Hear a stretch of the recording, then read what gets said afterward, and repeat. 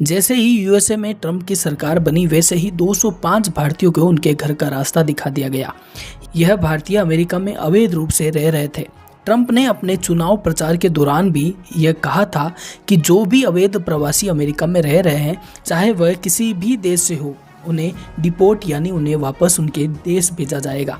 इस पूरी प्रक्रिया के दौरान अमेरिका सरकार को $28,500 का खर्च आने की संभावना है। हो सकता है यह खर्च बढ़कर और ज़्यादा हो जाए, लेकिन जो भी अवैध रूप से अमेरिका में रह रहा है, यह यूएसए सरकार के नियमों के विरुद्ध है। अधिकतर भारतीयों ने डंकी रूट का इस्तेमाल करके अमेरिका में जाकर रहने लगे थे। अब यह डंकी रूट आखिर है क्या? डंकी रूट एक ऐसा रास्ता होता है जो कई देशों से होकर गुजरता है।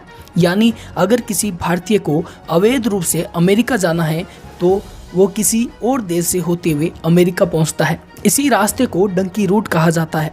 विदेश भागने वाले लोग अनाधिकृत रूप से इसी रूट का इस्तेमाल करते हैं।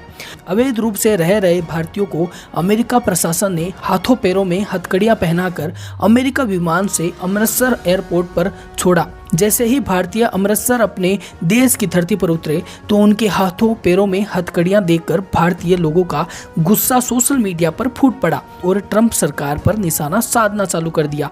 इस पर अमेरिका के इंटरपोल एजेंसी ने एक वीडियो शेयर करते हुए कहा कि अगर किसी भी अवैध रूप से रह रहे प्रवासी को उसके देश डिपोर्ट किया जाता है तो उसके हाथों पैरों में हथकड़ियां डालना नियमों के अधीन है, क्योंकि कोई भी प्रवासी डिपोर्ट की प्रक्रिया के दौरान भाग जाने जैसी घटना को अंजाम दे सकता है। भूख की मार आपको कहीं भी ले जा सकती है, या यह कहें कि आपको एक अपराधी भी बना सकती है।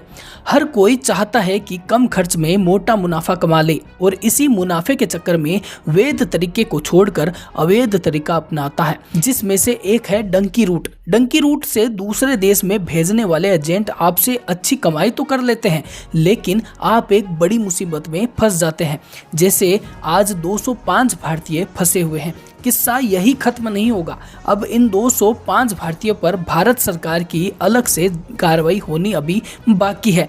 हो सकता है इनमें से कईयों को अब भारत की जेलों में भी जाना पड़ जाए। हमारी आज की इस रिपोर्ट में बस इतना ही। बने रहिए न्यूज़ जारी है के साथ।